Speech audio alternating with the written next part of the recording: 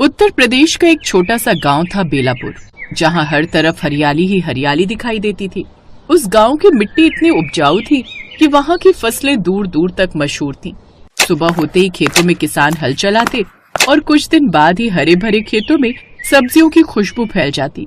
टमाटर, भिंडी, बैंगन, मिर्च, लौकी, हर तरह की सब्जी यहाँ खूब होती थी। इसी वजह से शहरों से व्यापारी ट्रक लेकर आते और किसानों से सब्जियां खरीद कर ले जाते। सभी गांव वाले ये देखकर खूब खुश होते थे। ऐसे ही एक रोज, अरे भाई, इस बार तो हमारी भिंडी की फसल भी खूब हुई है, अच्छी कमाई होगी हमारी। हाँ भाई, शहर वाले व्यापारी तो कल ही बोले थे कि बेलापुर की सब्जियों का कोई जवाब नहीं। हाँ हाँ, वो तो होगा ही, आखिर हम लोग इतनी मेहनत भी करते हैं और ऊपर वाले की कृपा से हमारे यहाँ के खेतों की खेती भी कितनी लाजवाब है। तभी उनकी पत्नियां उन्हें आवाज देते हुए कहती हैं, अजी खाना बनकर तैयार है, आपकी गप्पे खत्म हो गई हो तो घर आकर खाना खा लीजिए। हाँ हाँ, आया सरोज। ऐसे ही एक एक कर बाकी की पत्नियां भी आवाज देने लगी। फिर सभी किसान खुशी खुशी अपने घर चले गए। लेकिन किस्मत को शायद कुछ और ही मंजूर था। कुछ ही दिनों बाद अचानक जैसे एक अजीब बीमारी उन फसलों में फैल गई। एक सुबह जब मनोहर अपने खेतों में गया तो वहाँ का नजारा देख हैरान ही रह गया। अरे ये क्या हो गया, मेरी सारी भिंडी की फसल सूख गई। हे भगवान, मैं तो बर्बाद हो गया, कुछ नहीं बचा अब मेरा। हे भगवान, ये क्या, मेरे टमाटर के पौधे भी काले पड़ गए। जाने किसकी नजर लग गई हमारे खेतों को, अब क्या होगा। अब कुछ ही दिनों में पूरे गांव के खेत खराब हो गए। अब हम क्या करेंगे, खेत ही खराब हो गए तो घर कैसे चलेगा। व्यापारी भी अब नहीं आएंगे, सब्जी ही नहीं है बेचने को। अब हम खुद क्या खाएंगे और अपने परिवार को क्या ही खिलाएंगे। अब गांव के हर घर में यही चिंता थी, क्योंकि उस गांव में हर इंसान बस खेती करना ही जानता था, क्योंकि सबके पूर्वज यही काम करते थे। इसके अलावा वो और कुछ काम करते ही नहीं थे। मेरी तो कुछ समझ में नहीं आ रहा सरोज, अब क्या होगा। एक तो सारी फसल खराब हो गई है और ऊपर से कुछ समय बाद बेटी की शादी भी रख दी है। ऐसे तो काफी मुश्किल हो जाएगी। आप फिक्र मत कीजिए जी, ऊपर वाला हमें जरूर कोई रास्ता दिखाएगा। पापा, आप परेशान मत होइए, आप मेरी शादी मंदिर में ही करवा दीजिएगा। बेकार में आपको खर्चा करने की कोई जरूरत नहीं है। ये तो कैसी बातें करती है बिटिया, तू हमारी इकलौती बिटिया है, तो हम तेरी शादी ऐसे कैसे होने देंगे। ऊपर से लड़के वालों ने हमसे दहेज की मांग नहीं की, ये उनकी खूबी है। लेकिन बारातियों का स्वागत ही तो अच्छे से करने के लिए कहा है। अगर हम वो भी नहीं कर पाए तो क्या ही इज्जत रह जाएगी हमारी। जहाँ मनोहर परेशान था, ऐसे ही घर के बाकी लोग भी चिंता में थे। उन सबको कुछ समझ नहीं आ रहा था। उसी गांव में एक किसान था बंसीराम, जो कि आलू की खेती करता था। उसके यहाँ का भी यही हाल था, लेकिन उसे एक सुकून था कि कम से कम उसका बेटा शिवम शहर में रहकर नौकरी करता था, जो कुछ पैसे उन्हें हर महीने भेज दिया करता था। शिवम के साथ ही शहर में एक लड़की उसकी कंपनी में काम करती थी, जिसका नाम था नेहा। वो दोनों एक दूसरे को प्यार करते थे और शिवम उससे शादी कर अपने गांव ले आया। नेहा शहर में पली बढ़ी थी और पढ़ी लिखी भी थी। गांव के लोग शहरी बहू को देखकर बातें बनाने लगे, क्योंकि अभी तक उस गांव में कोई शहरी बहू नहीं आई थी। अरे, उस विमला का बेटा तो कोई शहरी बहू उठाकर ले आया। लो, फिर तो हो गया बेड़ा गड़क। एक तो वैसे ही वो उनका इकलौता लड़का है और ऊपर से वो शहर की बहू उठाकर ले आया। अब तो ना जाने क्या ही हाल होगा उनके घर का। अरे हाल क्या होगा, शहरी तितली है, पढ़ी लिखी होगी, 4 दिन में उनके बेटे को लेकर फुर्र हो जाएगी और फिर बूढ़े बुढ़िया अकेले रह जाएंगे और क्या। शहर से आई लड़की को देखकर वो सब बिना सोचे समझे बातें बनाने लगे, लेकिन वो ये नहीं जानते थे कि जिनके बारे में वो ये सब कह रहे हैं असल में वो बिल्कुल वैसी नहीं थी। अब कुछ दिन तक नेहा उसी गांव में रही, लेकिन धीरे धीरे उसने ये महसूस किया कि उनके घर के साथ साथ बाकी गांव के लोग भी उदास हैं। फिर एक रोज उसने अपनी सास से पूछा, माँ जी एक बात बताइए, गांव में सब लोग इतने परेशान क्यों हैं? फिर सास ने आह भरते हुए कहा, क्या बताऊं बहू, पूरे गांव के खेत खराब हो गए हैं। अब लोगों के पास कमाने का कोई सहारा नहीं बचा। हमारे पास तो एक सहारा हमारा बेटा भी है, जो शहर में नौकरी करता है, लेकिन बाकी सब गांव वाले तो बस उस खेती पर ही निर्भर हैं। अपनी बची खुची कमाई से ही जैसे तैसे वो सब घर खर्च चला रहे। ना जाने कौन सा कीड़ा लग गया उन सबके खेतों में। जितनी बार भी उन खेतों में फसल करो वो खराब ही हो जाती है। नेहा को यह सुनकर बड़ा दुख हुआ। अब उसने सोचा कि कुछ न कुछ ऐसा करना पड़ेगा जिससे गांव वालों की मदद हो। इसके बाद अगले दिन नेहा छत पर कपड़े सुखाने गई। वहां से उसने पूरे गांव की छतें देखी। हर घर की छत बड़ी बड़ी और खाली थी। उसी समय उसके दिमाग में एक विचार आया, कमाल है, यहाँ सबकी छतें इतनी बड़ी बड़ी हैं, ये लोग इसका इस्तेमाल क्यों नहीं करते। फिर वो जल्दी से नीचे आई और इस बारे में अपनी सास से बात करने लगी। माँ जी, अगर खेत खराब हो गए तो क्या हम छत पर सब्जियां नहीं उगा सकते? छत पर खेती? अरे बहू, ये कैसी बात कर रही हो? फिर शाम को जब बंशीराम और गांव के कुछ लोग घर आए तो नेहा ने वही बात दोहराई। बाबूजी, अगर हम छत पर मिट्टी भरकर खाद देकर सब्जियां उगाएं तो क्या पता छत पर की गई खेती अच्छी हो जाए। ये तुम कैसी बातें कर रही हो बहू? ये तुम्हारे शहर के फ्लैट की बालकनी नहीं है जहाँ 2-4 गमले टांग कर तुम उसमें धनिया उगा लो तो खुद को बड़ा होशियार समझने लगो। फिर ये बात सुनकर नेहा चुप हो गई, लेकिन उसने हार नहीं मानी। फिर अगले दिन नेहा ने अपने घर की छत पर जाकर मिट्टी भरी और बीज बो दिए। बहू, तुझे क्या लगता है इससे सच में कुछ होगा? माँ जी, कोशिश करने में क्या जाता है। ठीक है, जैसा तुझे ठीक लगे वैसा कर। अब धीरे धीरे पौधे बड़े होने लगे। फिर एक दिन पड़ोस की कमला छत पर आई। उसने देखा कि नेहा की छत पर टमाटर, मिर्च और धनिया के पौधे लगे हैं। अरे बहू, ये क्या कमाल देख रही हूँ मैं, ये सब सच में उग रहे हैं? हाँ चाची, थोड़ी मेहनत और सही देखभाल से सब हो सकता है। देखना, अब तो हम छत पर ही खेती करेंगे। ये देखकर वो बड़ी खुश हुई। फिर धीरे धीरे पूरे गांव में खबर फैल गई कि विमला की शहरी बहू ने तो छत पर ही खेती कर डाली। लोग अब नेहा की छत देखने आने लगे। अरे, ये तो सच में खेती हो रही है। हाँ, अगर हम भी ऐसा करें तो शायद कुछ फायदा हो जाए। अब उसकी देखम देखी कुछ ही दिनों में गांव के लोगों ने भी अपनी छतों पर खेती करना शुरू कर दिया और नेहा से छत पर खेती करने की सीख लेने लगी। हाँ काका, रोज थोड़ा पानी दो और इनकी अच्छे से देखभाल करो। अब धीरे धीरे गांव के हर घर की छत पर हरी भरी सब्जियां उगने लगी। फिर एक दिन शहर के व्यापारी फिर गांव आए। उन्होंने देखा कि खेत तो खाली है, लेकिन हर घर की छत पर सब्जियां लटक रही हैं। अरे, ये कैसी खेती है? ये हमारी नई बहू का आइडिया है। वाह, बड़ी समझदार है आपकी बहू। अब उन व्यापारियों ने उनसे खूब सारी सब्जियां खरीद ली। अब गांव वालों की फिर से कमाई होने लगी। पहले जो लोग उस शहरी बहू की बुराइयां करते थे, अब वो उसकी तारीफ करने लगे। आज अगर हमारा गांव फिर से संभला है तो उस शहरी बहू की वजह से। हमने बेकार में ही उसे कितना भला बुरा कहा। चलो, अभी नई बहू के घर चलकर उसे धन्यवाद देते हैं। बहू, पहले हमने तुम्हें बेवकूफ समझा था, लेकिन आज तुमने पूरे गांव की किस्मत बदल दी। मैंने कुछ खास नहीं किया, बस मिलकर मेहनत की है काका। हाँ बहू रानी, अब हमारी छतें ही हमारा खेत बन गई हैं, हमारा रोजगार बन गई है। सभी ने नई बहू को खूब सारा धन्यवाद दिया, साथ ही उसकी खूब तारीफ भी की।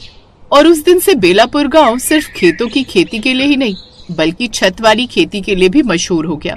कुछ समय बाद मनोहर काका की बेटी की शादी का दिन भी आ गया। मनोहर की छत पर खेती करके अच्छी खासी कमाई हो गई थी। उसने अच्छे से बारातियों के खाने पीने का इंतजाम किया। सभी बारातियों ने उनकी खूब तारीफ भी की। किसी ने सच ही कहा है, परिवर्तन ही संसार का नियम है और कभी कभी नया विचार ही सबसे बड़ी उम्मीद बन जाता है।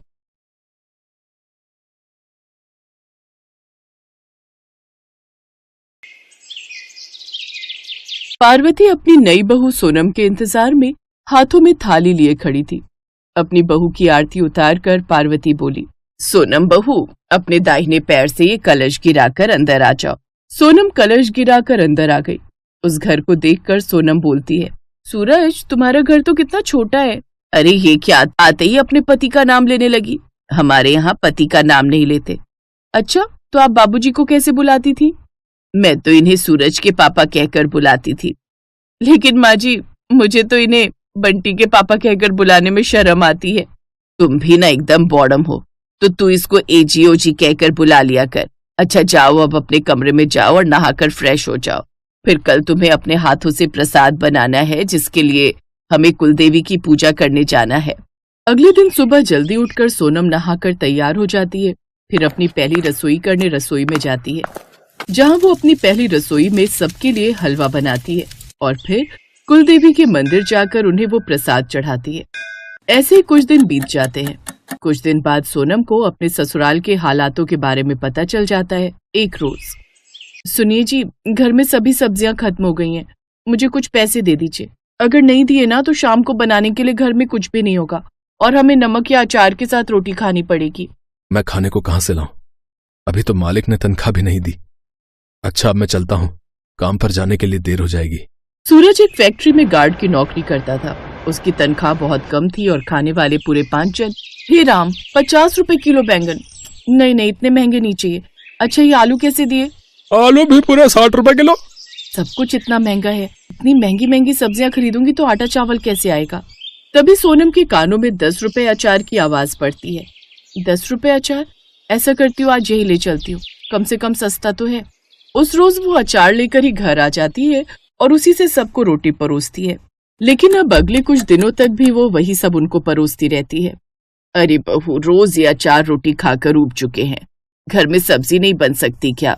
आप तो जानती हैं माँ जी इनकी कमाई कितनी सी है और बाजार में सब्जियों के दाम कितने ज्यादा। भाभी ठीक कह रही है, अब जो भी बनाए खा लो। मुझसे तो नहीं खाया जाएगा बिना सब्जी के खाना। बंटी, ओ बंटी, जरा इधर तो आना। जा पड़ोस वाली कमला को बोल इस कटोरी में जरा सब्जी दे दे। 8 साल का बंटी कटोरा उठाकर सब्जी लेने पड़ोस की कमला काकी के घर चला जाता है। हाँ बोलो बंटी, ये कटोरी लेकर क्यों आए हैं? वो दादी ने थोड़ी सब्जी मंगवाई है। कमला मन ही मन सोचती है, आज अगर इसे सब्जी दे दी तो कल ये फिर कटोरी उठाकर सब्जी मांगने चला आएगा। एक काम करती हूँ, जो कल की बासी सब्जी रखी है वही दे देती हूँ। कमला बंटी को बासी सब्जी दे देती है, जिससे अब सोनम की सास पार्वती वो खा लेती है। शाम को वो बाजार जाकर 10 रुपए की थोड़ी सी सब्जी ले आती है, लेकिन उसमें सिर्फ आधी कटोरी सब्जी बन पाती, जिसमें केवल उसकी सास के लिए हो पाती। फिर एक रोज रोज जो सब्जियां बाजार से लाना तो हो नहीं पाएगा। मेरा मायका गांव में है, वहां पर खेत होने से कितना लाभ होता है।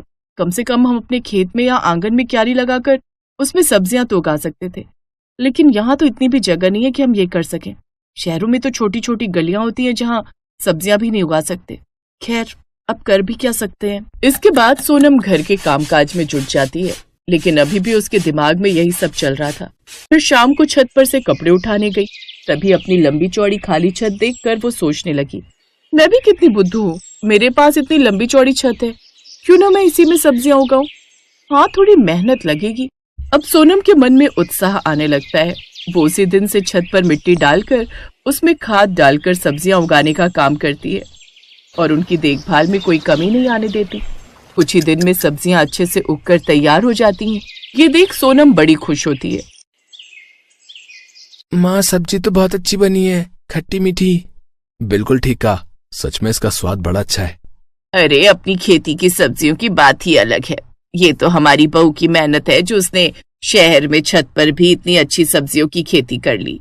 बहू, तू तो मुझे एक कटोरी और दे दे, मुझे तो बड़ा ही मजा आ रहा है। ऐसा लग रहा है अपने गांव की खेतों की सब्जियां खा रहे हैं। नहीं तो गांव से शहर की मंडी तक आते आते सब्जियां आधी तो वैसे ही बासी हो जाती हैं, जिसमें कोई स्वाद ही नहीं होता, ऊपर से इतनी महंगी। अब तो हम रोज ही ताजी ताजी सब्जी खाएंगे और इसके दाम भी नहीं देने पड़ेंगे। सोनम को भी अब छत पर बने उस खेत से प्यार हो गया। अब वो खाली समय मिलते ही उसकी देखभाल में लग जाती। फिर एक रोज, तुम सच में बड़ी मेहनती हो सोनम। आज तुम्हारे कारण हमारी सब्जियों के पैसे बच जाते हैं और हमें इतनी ताजी सब्जी भी खाने को मिल जाती है। तभी वहाँ कमला भी आ जाती है। बहू, आज मेरे घर में सब्जी खत्म हो गई और बाजार अब इतनी धूप में कौन जाए। तू अभी के लिए अपने छत वाले खेत से मुझे कोई सब्जी तोड़ कर दे दे, जैसी तूने उस दिन दी थी ना मुझे बासी सब्जी। ऐसे ही बहू कोई सड़ी गली सब्जी है तो वो इस मुई कमला को लेकर आ। सत्यानाश जय तेरा, उस रोज उल्टियां कर करके मेरा बुरा हाल हो गया था। अब मुझे माफ भी कर दो पार्वती, हो गई गलती मुझसे। अच्छा कोई बात नहीं काकी, आप बैठिए, मैं आपके लिए छत से बैंगन लेकर आती हूँ। सोनम छत से बैंगन तोड़कर उसे लाकर दे देती है और वो अगले दिन फिर सोनम के घर आ जाती है। सोनम बहू, इतनी अच्छी सब्जी तो मैंने शहर में खाई ही नहीं, कितनी ताजी और स्वादिष्ट। ऐसा कर, तू मुझे आज कोई और सब्जी भी लाकर दे दे, तू चाहे तो बदले में पैसे ले ले। नहीं काकी, उसकी कोई जरूरत नहीं है, मैं अभी लाती हूँ। सोनम छत से सब्जियां तोड़कर उसको लाकर देती है, जिसके बदले कमला काकी उसे पैसे देती है। रख ले बहू, ये तेरी मेहनत के हैं, और हम बाजार से जाकर सब्जियां लाते हैं तो वहां भी तो पैसे देते हैं ना। अरे मैं तो कहती हूँ कि तू ऐसी सब्जियां बाजार में बेचे ना तो तू अच्छी कमाई कर सकती है। पहली बार उन सब्जियों के दाम पाकर सोनम बड़ी खुश होती है और अब वो खुद का काम शुरू करने की सोचती है। वो अपने घर के बाहर ही ताजी सब्जियों का बोर्ड लगा देती है। अब जिसे भी वो ताजी सब्जियां चाहिए होती, वो उसके घर आकर उसके छत से सब्जियां खरीद कर ले जाते। सोनम बहन, मुझे 2 किलो बैंगन, 2 किलो सीताफल और 1 किलो भिंडी घिया दे दो। जी अच्छी बात है, अभी बांध देती हूँ। सोनम, तेरे कारण हमें भी कम दाम में अच्छी सब्जियां खाने को मिल जाती हैं। ये ले तेरे 300 रुपए। अब उनकी आर्थिक स्थिति काफी सुधरने लगी, क्योंकि अब मुफ्त की सब्जियां खाने के साथ साथ उन सब्जियों से कमाई भी होने लगी।